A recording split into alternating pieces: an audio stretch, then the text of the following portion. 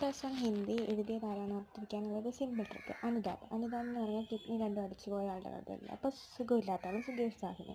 പിന്നെ മധുരദു ആണെങ്കിൽ പ്രേമത്തിൻ്റെ അതല്ല. അപ്പോൾ ജയശങ്കർ പ്രസാദ്. ജുലൂസ് എന്ന് പറഞ്ഞാൽ ഓർക്കുമ്പോഴേ നാടകമല്ലേ. അപ്പോൾ നാടകത്തിൽ ചിത്രം പോലെയല്ല. അപ്പോൾ ചിത്രമുരുക്കൽ. പിന്നെ ഇതാണെങ്കിൽ അങ്ങ് പോയിക്ക് ഓർത്ത് വരും കബീർദാസ് കാ ദോഹ അങ്ങനെ.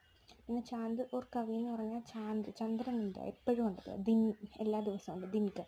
അപ്പോൾ രാമൻ ആകാശത്തുള്ള ചാന്ദ് ഓർ കവി അങ്ങനെ ഓർത്തിരിക്കാം. പിന്നെ ആനന്ദ് കി പൂച്ചെടിയോ അത് തന്നെ പേരുണ്ട് ആനന്ദ് ഗോപാൽ ഷേവ് വട വരുമ്പോൾ ആനന്ദം കിട്ടും അങ്ങനെ എല്ലാം ഓർത്തിരുന്നാൽ മതി. പിന്നെ പത്തർക്കി ബെഞ്ചിലാണെങ്കിൽ ചന്ദ്രകാന്ത് ദേവദർ, അതായത് ബെഞ്ചിലിരിക്കുമ്പോൾ ചന്ദ്രനെ നോക്കിക്കൊണ്ടല്ലേ ഇരിക്കുന്നത്. അപ്പോൾ ചന്ദ്രൻ ദേവനെ കണ്ട് അങ്ങനെ വല്ല ഓർത്താൽ മതി. ദുഃഖ് എന്ന് പറഞ്ഞാൽ യശ്പാൽ, പാലിൽ വിഷമുണ്ട് അപ്പം ദുഃഖമായി അങ്ങനെ വല്ല ഓർക്ക്. പിന്നെ അപരാധം എന്ന് പറഞ്ഞാൽ ഉദയപ്രസാദ്, അപരാധം കാരണം ആകാശത്ത് ഉദയത്തിൽ പോയി അങ്ങനെ വല്ലതും വിഷമം വന്നിട്ടും അതൊക്കെ വെച്ച് ഓർക്കണം. പിന്നെ കഹ്ന നഹി ആത്ത എന്ന് പറഞ്ഞാൽ പവൻ. ഇപ്പോൾ സ്വർണ്ണത്തിന് വില കൂടുമല്ലേ.